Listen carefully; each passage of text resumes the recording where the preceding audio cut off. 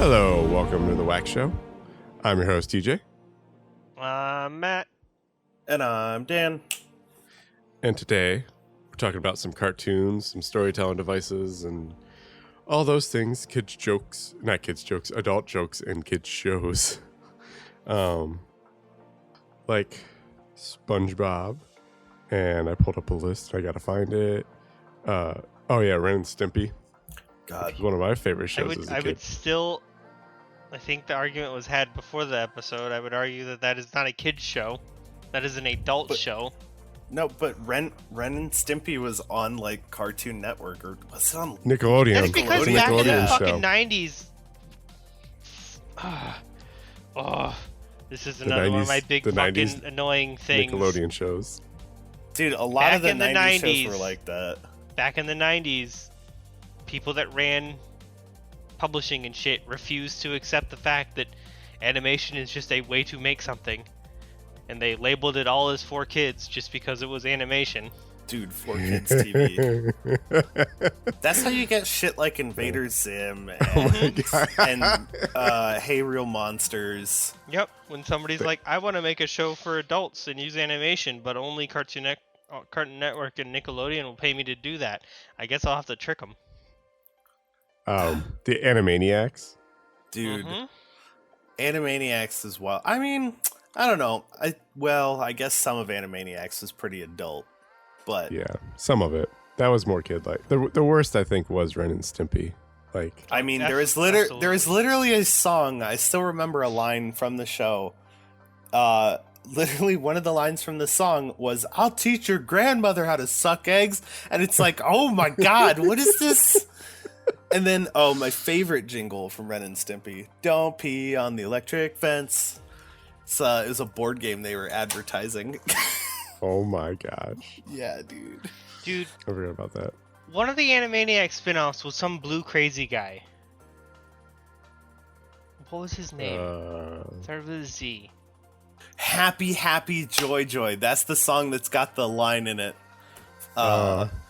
Does that song really have that? I forgot. Yes, it's like the middle. Oh my god. Happy, happy, joy, joy, happy, happy, joy. Freakazoid! Another? Oh, Freakazoid. That was a spin-off of that? Yeah. Of Animaniacs? I think so. That. Did you guys ever watch Rocko's Modern Life? Yes. Oh, a little bit. I kind of hated it. I didn't like a lot of these shows that we're talking about as a kid. I still don't really like a lot of them. Ren and Stimpy's like a giant acid trip. Rocko's Modern Life was kind of like that. Rocko's Modern Life is depressing. Yeah. Yeah, it was. Modern life tends to be depressing, right? I mean, my favorite show was Rocket Power, the sports show. Oh, Rocket Power was dope, and I feel like that's one of those shows where it very much kind of embraced that it was for kids, and then slowly started becoming more involved. Like, it's definitely one of those. Rugrats almost kind of did it. Do you guys remember when Rugrats tried to update it and make all of the characters teens? Yeah. Oh yeah, what was it called? I was actually super freaking hyped for that as a kid. Yeah, and I watched it, I'm like, oh, that was fun. I could relate to the characters again. I don't know. I just thought it was exciting. It was Rugrats fun. all grown up. Yeah, and then I guess it just didn't do well and disappeared.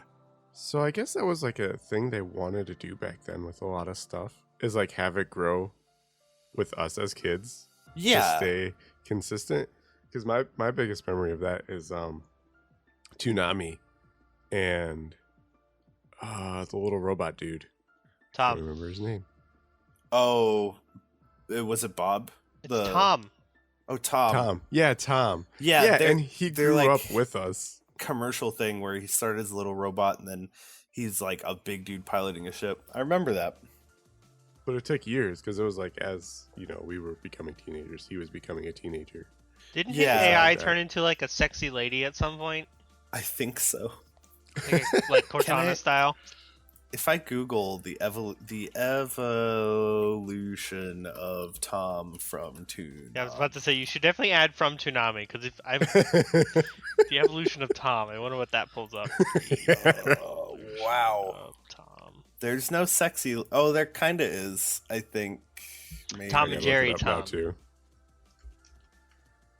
Holy shit! But then There's there was like videos too. Yeah, because they came out with some really cool animations and stuff. I missed Toonami was my favorite because Dragon Ball Z and anime and all that stuff was on there. I don't like the one with eyes. It's creepy. Yeah, the one in the middle where he doesn't fucking look like Tom at all. That's a lie. This guy's an imposter. This is like Tom. what? Tom decided That to is go. not Tom. It is. That was Tom 4. No. This is like Tom decided to go on strike because they weren't paying him right, and they got some scalper motherfucker to wear his name tag. Oh, okay. So there was Tom, and then they came out with Sarah. That's the sexy girl one. Oh. Yeah, What? she's like a Cortana style AI. Sarah. I like I kind of like where Tom's at. Well, in this picture, so the 1, 2, 3, 4, the fifth one, a little bit more sleek. So it's Tom and Sarah. But the first two Toms are the best two Toms. Oh. Yeah, apparently Sarah V4 is just like this energy being. Dude, Toonami was an interesting. Oh God, looking at this old stuff, this also reminds me of G4 TV. I Dude, miss G4. Apparently it's coming G4. back. I heard that years ago that it was coming back, and then nothing ever happened that I heard about. I feel like every once in a while they're like, G4's coming back. Even if G4 came back, it wouldn't be the same. No, Like, it won't not have even X-Play. It close. won't have... Oh my god. Do you guys remember leaving your TV on G4, going to sleep, and then waking up in the middle of the night to your TV on nocturnal emissions? No. Nocturnal emissions was a 30-minute late night G4 TV show where it was just like weird, random, sexy parts from games and nerd media. Fuck. Of course it was. And the late night block for G4 was called Spank the Monkey, which is a euphemism for masturbation. So, you know, I don't think you had to spell that one out. as you leave an episode, there'd be like a little monkey animation, and he'd be doing something naughty. And then as you got back to the episode, he'd do something weird again. Oh And then my you'd be God. back on the show. Dude, what the fuck was That's- Toonami? Or G4? This isn't. Yeah, that that's sounds G4. like G4. Yeah. That sounds like G4. though. Attack of the Yeah. Show, Ninja Yeah, Attack Warrior. of the Show. But There were a I lot loved of it. shows on there I didn't understand. But go ahead, Oh. TJ. I was say I love because Attack of the Show and X-Play had the same people doing Yeah. it and stuff. They just you could tell that they loved the games and all that. They loved Alright, what they That were was the doing. only Hear me station that out. had that. G4 was 90s and early 2000s version of Geek and Sundry.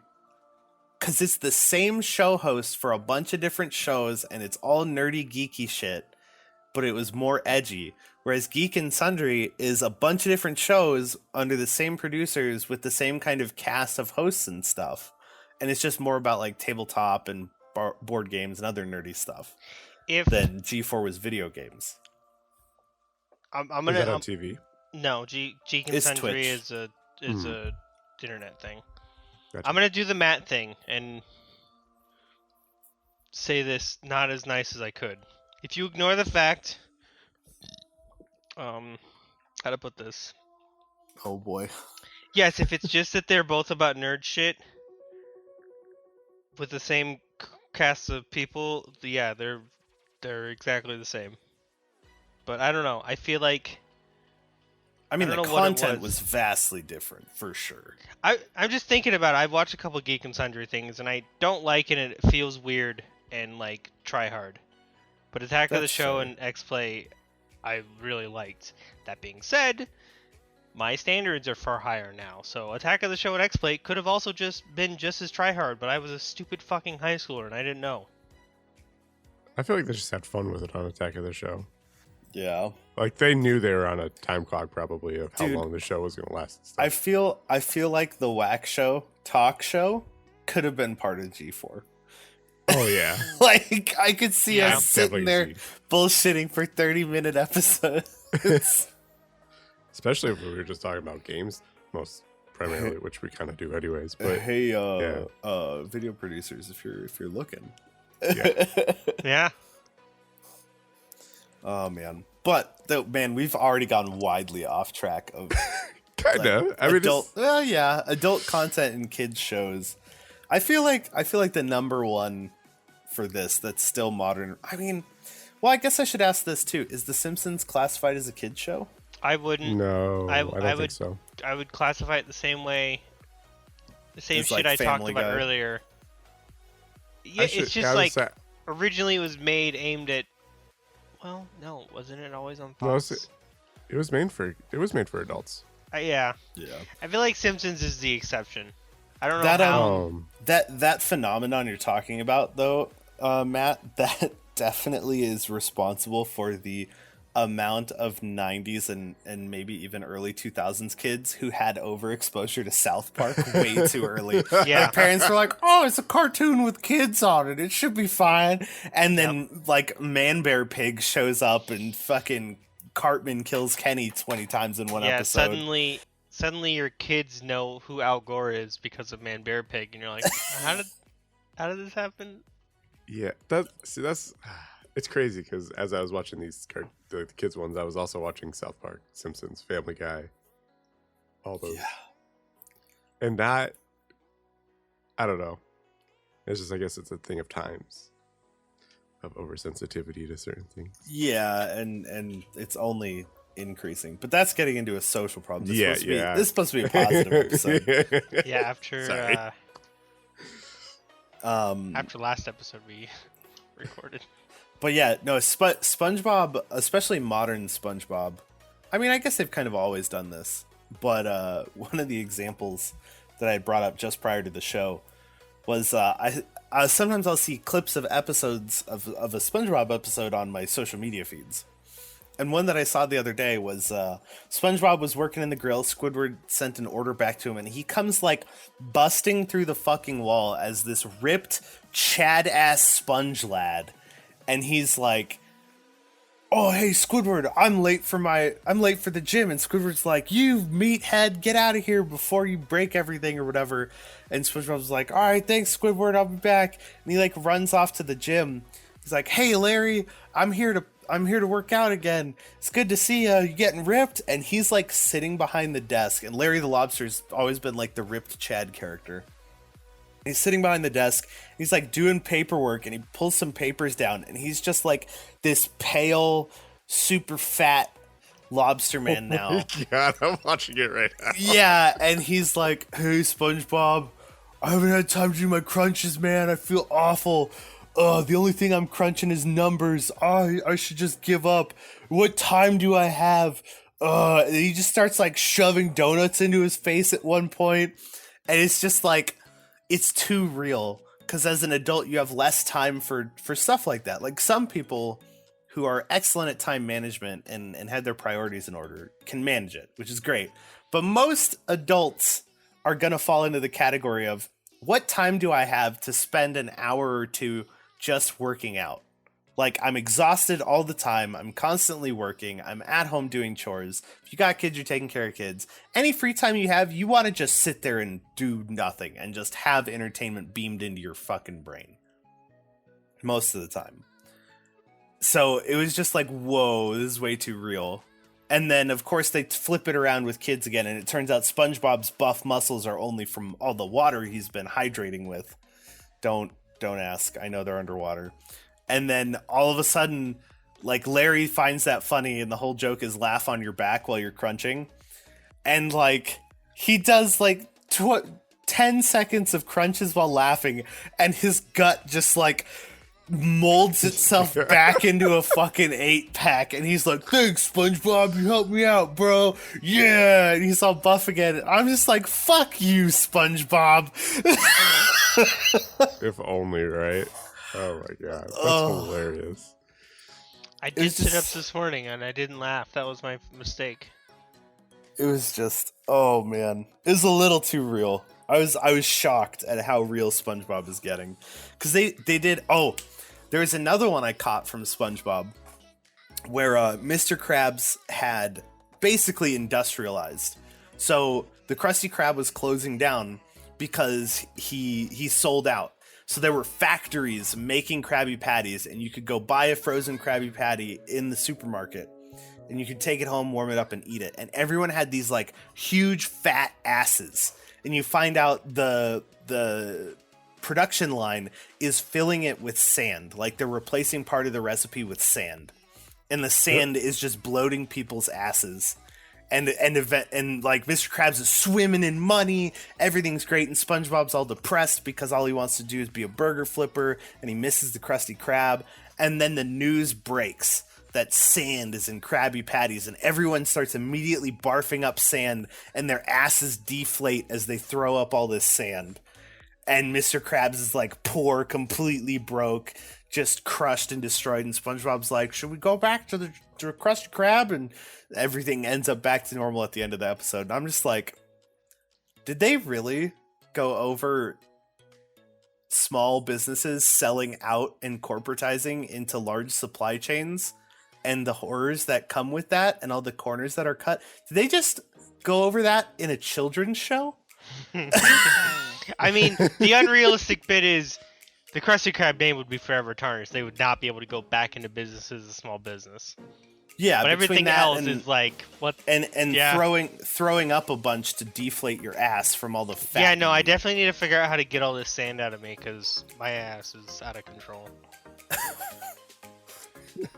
So yeah, SpongeBob is definitely like, I don't mean capital offender as like it's a bad thing, but it's the capital offender of doing this. It's the exemplar of adult shit It is the alpha in kids shows. It's kind of brilliant in a way, taking a really complicated, really difficult thing to talk about and then presenting it in a way that's safe for kids to enjoy as well. Like, it's kind of fascinating. Yeah. I can't wait for the lawyers that are like, Your Honor, just as in episode 7006 of SpongeBob, my client put sand in his hamburgers. That's not okay. If SpongeBob is ever used as legal reference, God, why do I feel this has already been done? Yeah, I feel like this has already happened. Has SpongeBob ever been referenced in a legal case? I'm gonna guess there was a case about SpongeBob. There's a bunch of trademark crap that came up. Oh well. Houston SpongeBob themed pop-up bar sued. Weird. I mean, you can't just make a bar themed around a character without, talking to the people that own the character. Yeah. It's always a interesting twist in life. Oh man. But what other shows? I know there's like a laundry list of shows. Angry Beavers. I mean, pretty much any cartoon from the 90s, but... I really think So we're looking for the top offenders of this, but any what about cartoon... Pinky and the Brain? Any cartoon that wants to last any amount of time has jokes in there aimed at adults. How about... I can't remember if it did it or not, if you guys saw it, but Blue's Clues? I'm gonna guess that Blue's themes Clues in it? I'm gonna guess that Blue's Clues did not do that. I'm a level with you. Blue's Clues was my fucking shit as a child. That's what I'm asking. I don't remember. Fucking Blue. So all right. When they brought that purple dog in, I was pissed. Yeah. I was a mad child when they started fucking with that formula, man. How did you feel when Steve left and you got fucking We don't Joe? Talk about that shit, okay? I agree. That fucking poser. Oh. For real, though, I hope he's doing well. That show was awesome. I love that. I hope the replacement... Because I think Steve left for either medical or legal reasons. He got into some... Steve just got tired. Yeah, that too. I mean, he was there my whole childhood. But okay, we'll jump into the prime example I have that kind of spurred this idea. So one of my coworkers recently convinced me to get into a show called Troll Hunters on Netflix, which if you have not tried watching Troll Hunters, give it a few episodes. It's actually really good. For reference, how old am I? I'm like somewhere in my high 20s, like 27-ish, somewhere. I don't know. I'm level 27. I'm set to level up in a little bit here. And this show, man, like I started watching it, and first off, I was like, oh, this is going to be a fantasy show. It's about trolls and troll hunters and stuff.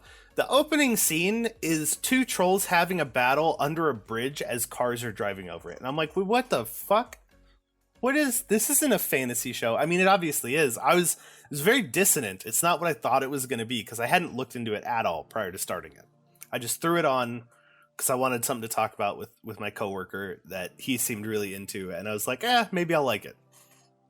And just is really fun at first.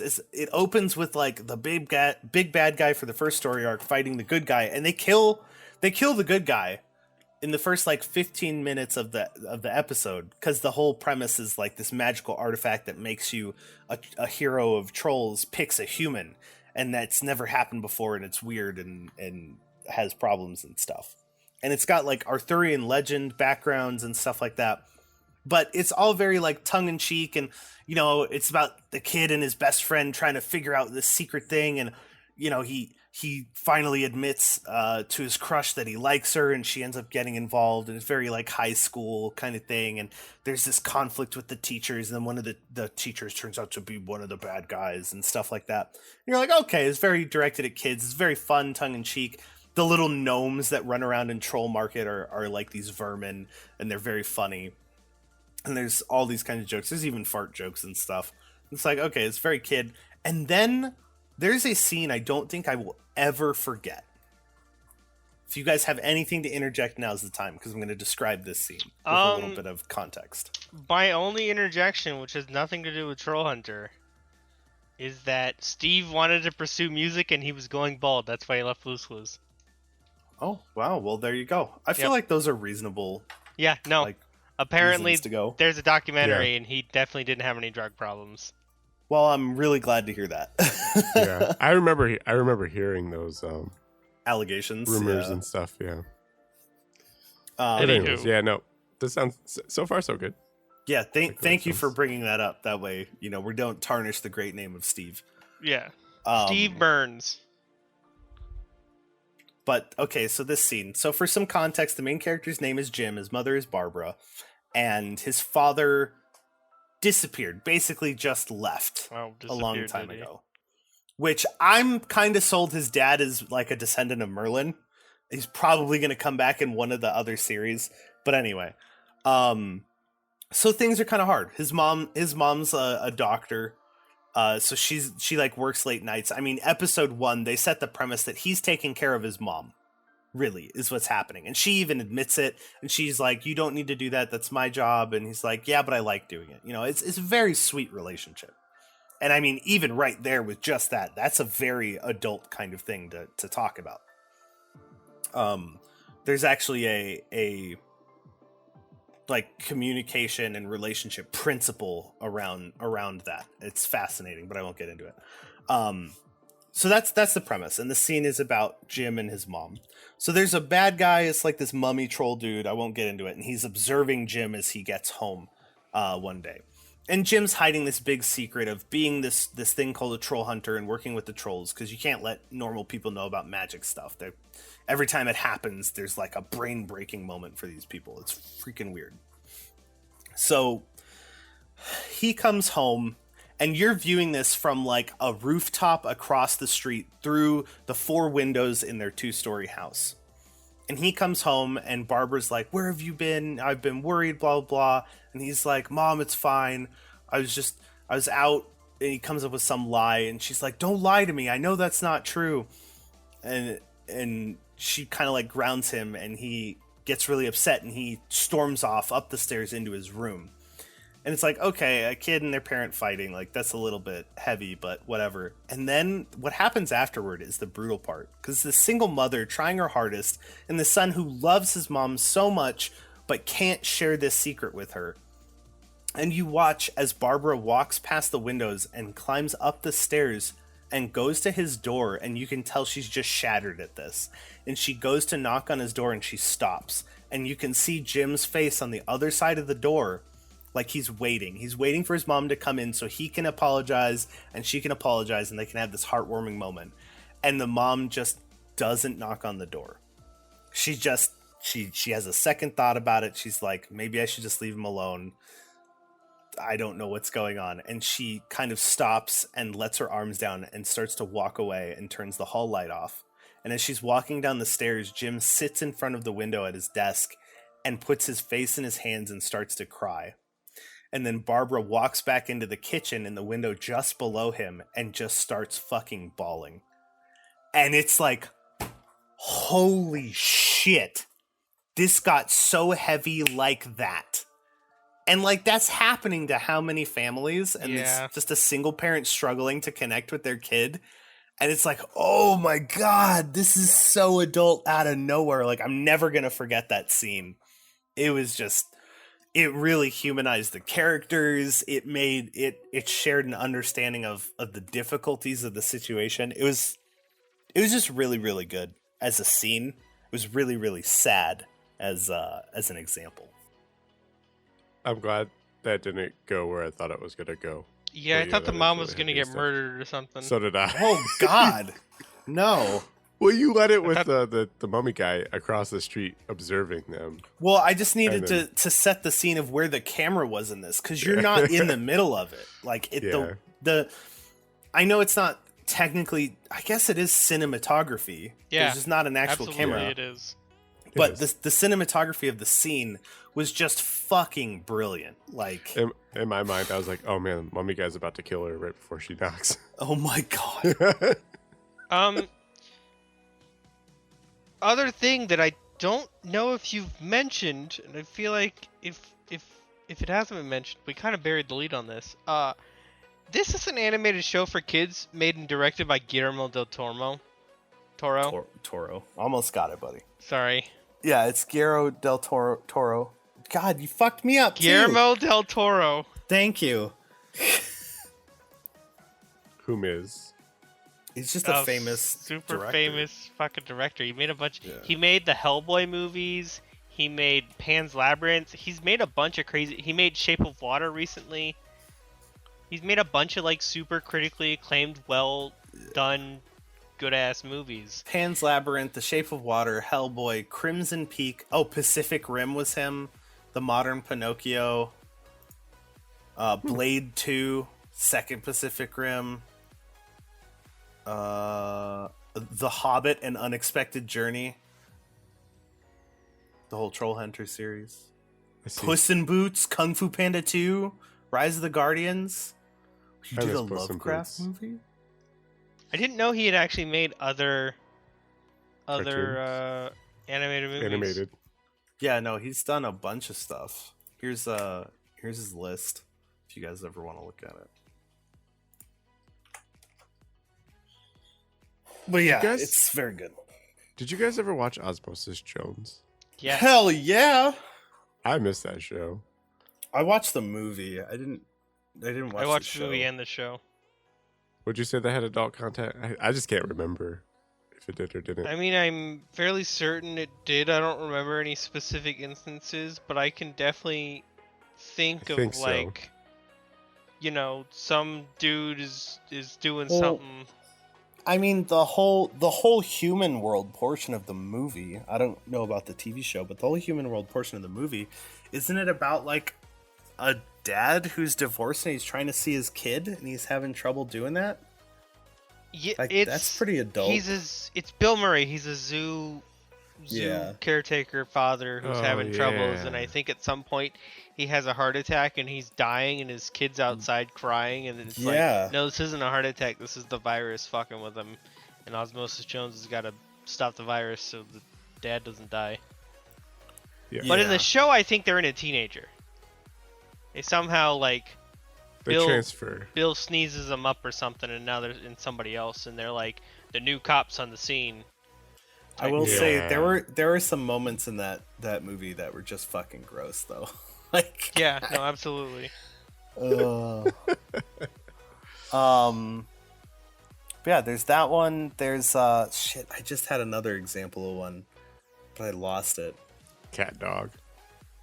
I remember Cat Dog. I don't remember. Well, I guess they're trying to pay their rent every month, and that's pretty. Yeah. Pretty fucking real. You brought up Steven Universe too, didn't you, Matt?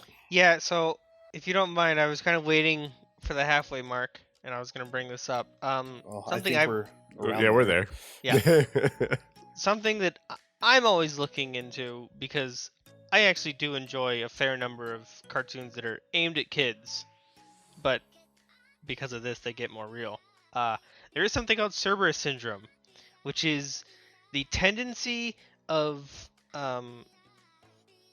it's basically the process by which something starts out as episodic and comedic and lighthearted, and slowly over time becomes a dramedy, and then sometimes into a full-on drama, and it becomes more overarching plot structures and stuff. Oh. Like, if you've seen Steven Universe, first fucking episode is about Cookie Cat, where he wants the ice cream sandwich, and then by episode 25, a gem that can control the entire oceans is pulling water off of Earth to form a big hand because she's got fucking PTSD.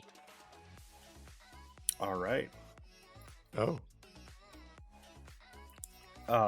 Troll Hunters is kind of like that too, because the recent episodes that I've watched, a civil rebellion / coup just occurred, and effectively the good trolls lost their country to the bad guy.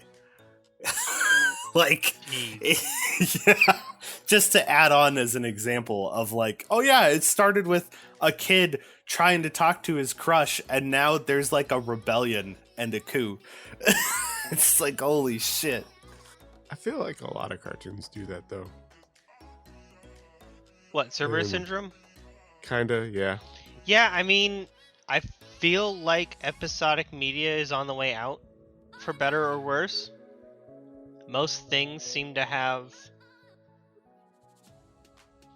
like, they want to get you in on following the story so you'll consume more stuff. Yeah, I mean, it's a simple media principle of if you're more invested, then you're more likely to continue consuming it.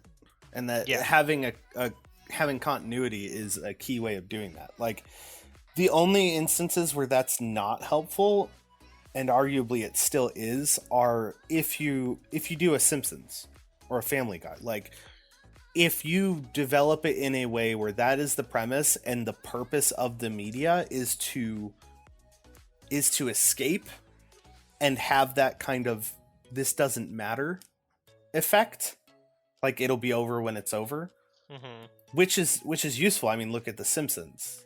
But even then, in some of the Simpsons, they'll do callbacks, they'll do multi-episode plot lines. Family Guy's the same way. Like, in some instances it works, but in most cases that's actually less successful than having a continuous plot line. The catch is having a continuous plot line means there's going to be an end, and it's difficult to keep it going and going and going, because eventually at some point, look at all the shonen manga. Exactly. At some point, you're going to be like, they're doing another fucking season? How can they do more stuff they haven't already done? Whereas if it's an episodic thing like The Simpsons, or Family Guy's a perfect example. He fought the chicken mascot guy. Oh, and in 27 episodes, we can have another chicken mascot fight, because it'll be a funny reoccurring thing, and people won't be like, oh, they're doing this shit again. Because they're not invested in it. They don't care if you do the same thing over as much. Right. I think another thing... in certain ones is a growth of a character, like how we were talking about Toonami, how he like aged. So then the older you get, the more the dramatic things happen. Most shows do want to start with somebody that knows nothing, your fish out of water, so that you can explain the world to the audience. But once they know stuff, it's hard to keep making the same, like, oh, he didn't know what he was doing jokes. You do need to grow, or you need to like firmly seat yourself in the this isn't that kind of show territory. Yeah. Oh, sorry, go ahead. I was just gonna say one show that I did want to mention that, and boy, Cerberus Syndrome, if you're willing to sit through it, it's nice because you can actually like enjoy some cartoons and stuff and some more lighthearted media for a little while until it gets serious. It also makes it really hard to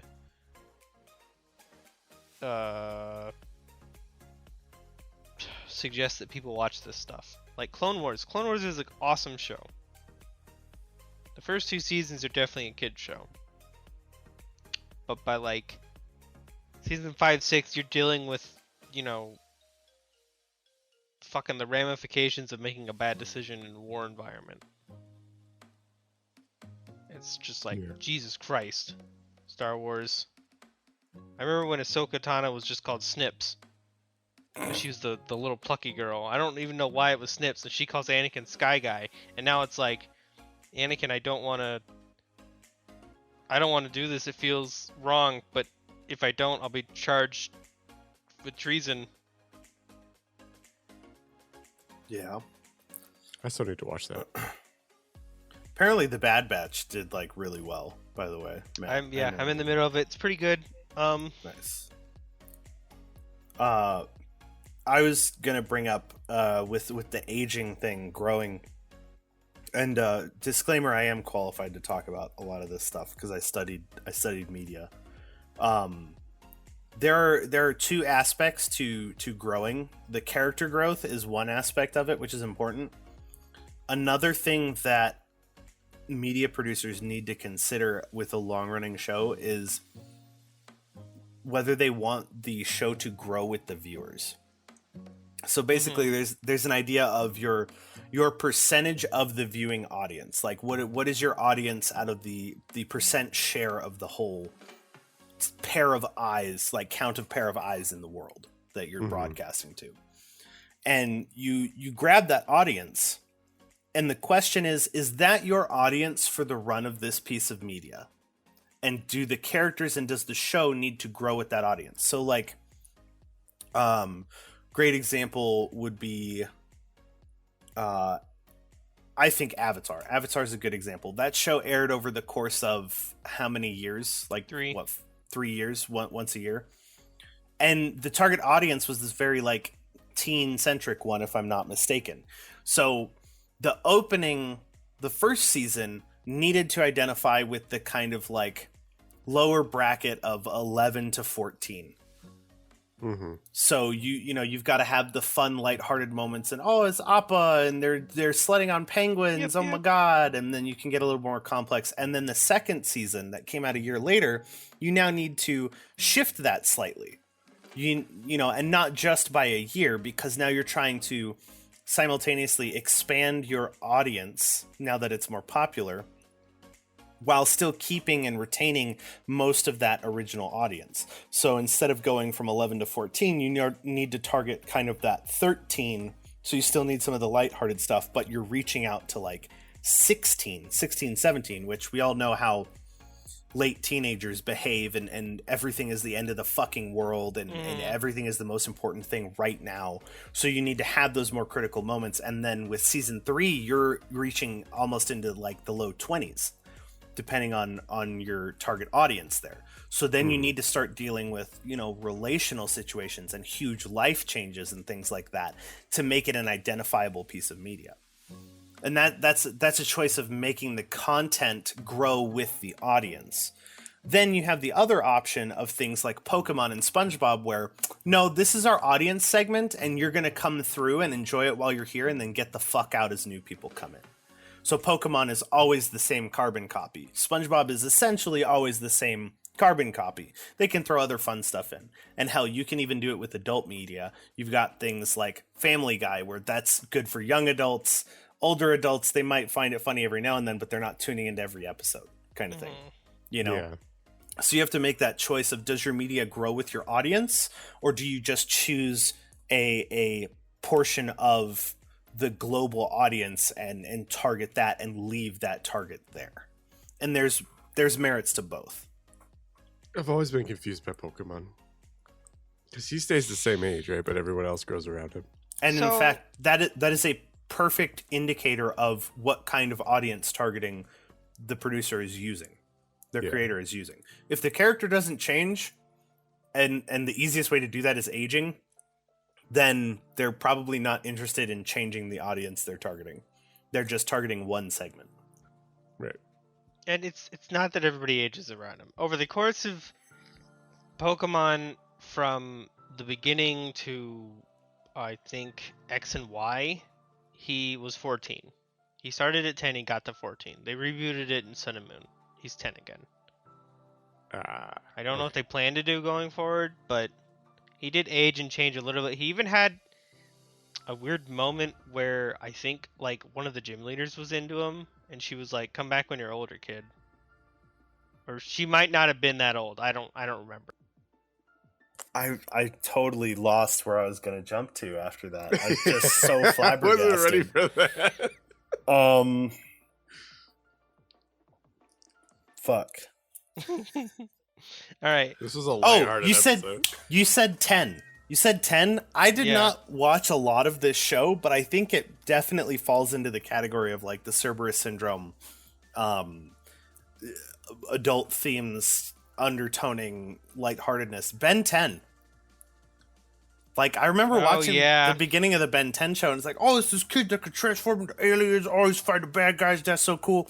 And now, like, there's all this kind of stuff, like, he's, like, protecting his sister, and he's got these crazy interspecies responsibilities and stuff, and it's like, what the fuck?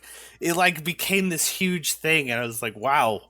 So I don't know much about it, but as far as I understand, that's very much an example of what we're talking about here is Ben 10. Yeah, no, it was definitely at the beginning it was Monster of the Week, and then like once you get to Ben 10 Alien Force, he's like a junior plumber. Plumbers are the secret name for the alien dealing with society. And he's like on missions and shit, and that they span seasons or chunks of seasons or whatnot. I think I need to watch that because I've heard it's really good. Ben 10? I don't know how well it ages, but it was good when I watched it at the appropriate age. So, here's a fascinating thing, though. One of the hands down most popular animated pieces of media, I don't think actually falls into this category, but at the same time it kind of does. It sits in like this middle ground where, yeah, it does deal with serious shit, but it never pretended it did. Like, it never tried to not. I also would argue maybe to some degree it's not necessarily a kid's show. And I guess maybe the transition happened from Dragon Ball to Dragon Ball Z, so I'm talking Dragon Ball Z and on. Mm-hmm. Matt, you'd be able to talk a little bit better if Dragon Ball was a little bit more lighthearted and had this kind of trope that we're talking about. But as far as DBZ on goes, it's for kids, air quotes. It's for everybody. Like, a kid could watch it, and I don't think it'd be a problem outside of if you're worried about your kid seeing a violent anime or cartoon, whatever you want to call it. But beyond that, it's not like there's no grand like message or social statement that's happening or anything. Like, it deals with wars and fighting and conflict all the time, but I mean, hell, SpongeBob deals with conflict all the time, you know? And it doesn't have those kind of undertones of things. Most of the time it's just on its sleeve. Mm-hmm. Yeah, no, and it's one of the most popular fucking shows ever. I'm going to start this by saying I'm not exactly sure where you're going with this, but I would argue that Dragon Ball Z is so dramatic that the drama doesn't count. If that makes sense, and I can clarify, like, you're right, Dragon Ball definitely starts out more as a comedy, and Dragon Ball Z gets more into the dramedy, but, like, these are aliens that come from a mad scientist's lab to eat the other robots that he made to get to his perfect form, or, like, big pink goo monsters that were once sealed away by gods, but now they're out, and oops, we made it stronger. We need to destroy an entire planet to kill it, but that's okay. Like, 3 people lived on this planet.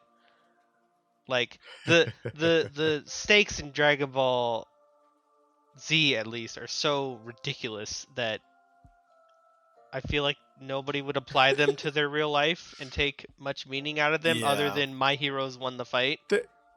They have moments though. They do have Like, deep moments though. and in within Dragon the show. Ball, they certainly have deep moments, and most of its character arcs, like Vegeta realizing that you can be strong fighting for somebody else, is a hell of a thing to teach somebody. When Vegeta starts as like the most corny, campy, fucking I'm here to destroy you villain. How could you be stronger than me? You're just some fucking schmuck. And then in Dragon Ball Goku, it's weird. It's weird that anybody ever pulls a gun on anybody ever in Dragon Ball Z, because in Dragon Ball, Goku's bulletproof. Yeah, the it's very much sold on its spectacle, I guess, instead of you know, the plot and the undertones like these other things that we've talked about. It's like if you're watching Dragon Ball, you're watching it for the crazy shit. Yeah. Yeah. And they've done enough of a good job with it to where they don't need to worry about making it relatable, creating connections, having this driving momentum of growing plot underneath it.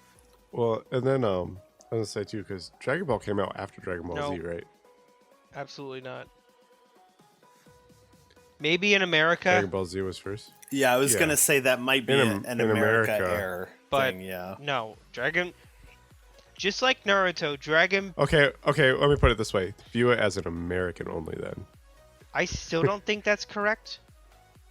Because I never saw Dragon Ball stuff until way deep into Dragon having Ball Z. watched, I was like, oh, they're coming out with a having prequel. watched both the animation and Dragon Ball looks older. I don't know. I'm not. I haven't Googled it yet. We could easily Google this and solve it. But maybe it was dubbed in America late. I don't know. I also saw Dragon Ball Z first, but so Dragon Ball came out in 1995 with mediocre ratings.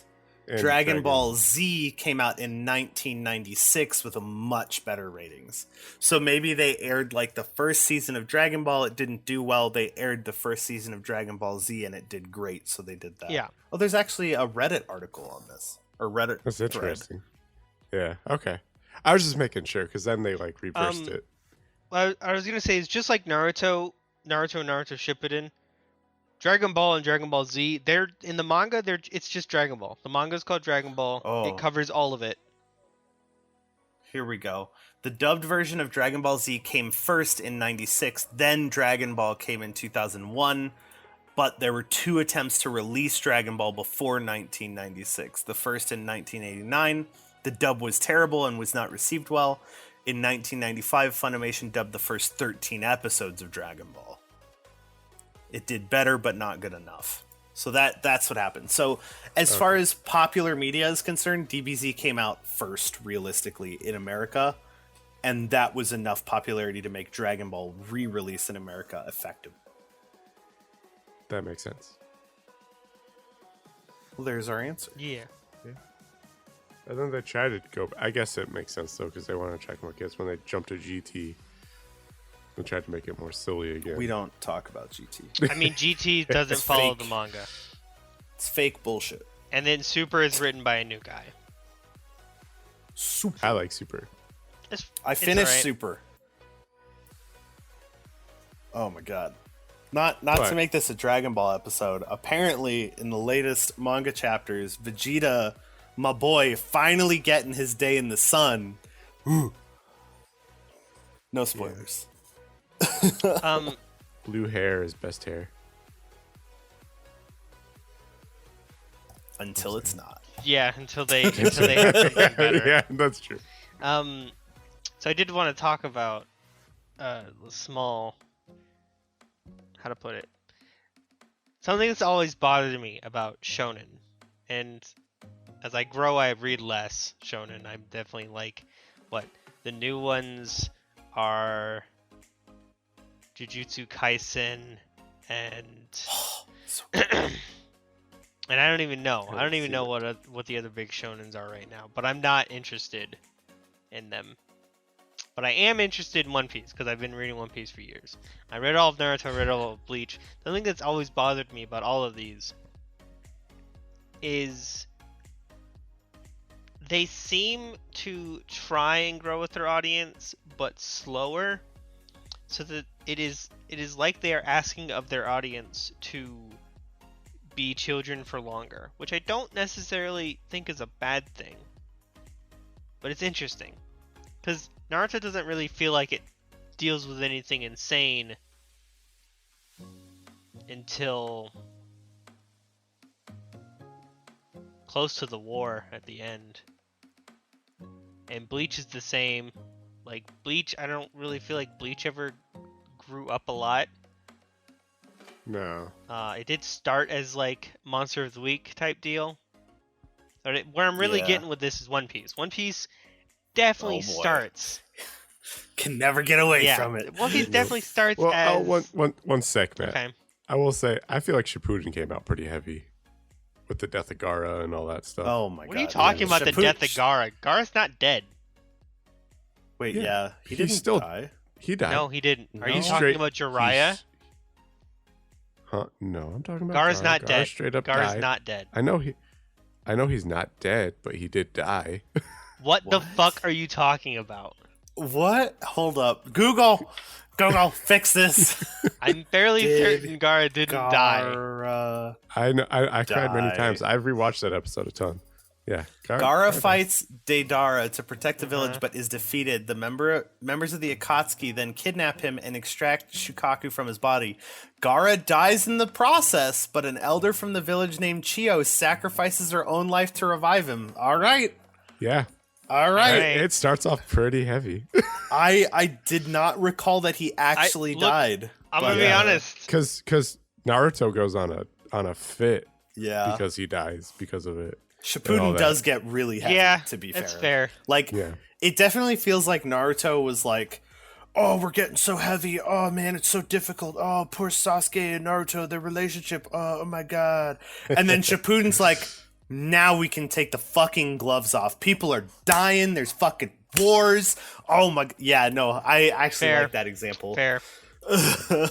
I forgot Gaara died.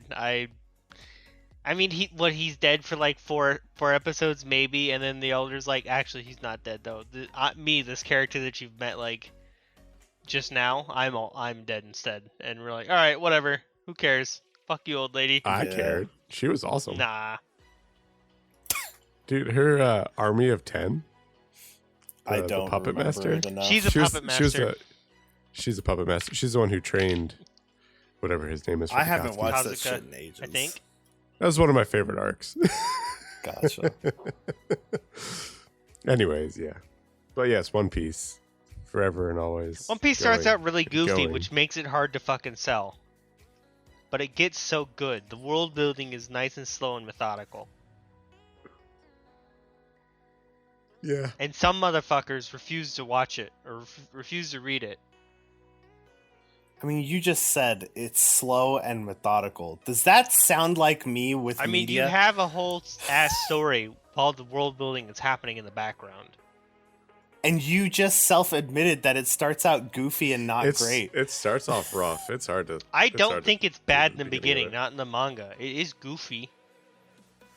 And it gets more serious, and I do prefer the more serious tone that they adopt at some points. There are definitely dud arcs occasionally, but that being said, when I say that One Piece starts out rough or there are dud arcs, if I compare that to like, I don't know, something that just fucking sucks, One Piece is gold compared to some of the fucking crap in Naruto. So I'm just gonna say maybe we should wrap this up before we have another One Piece episode.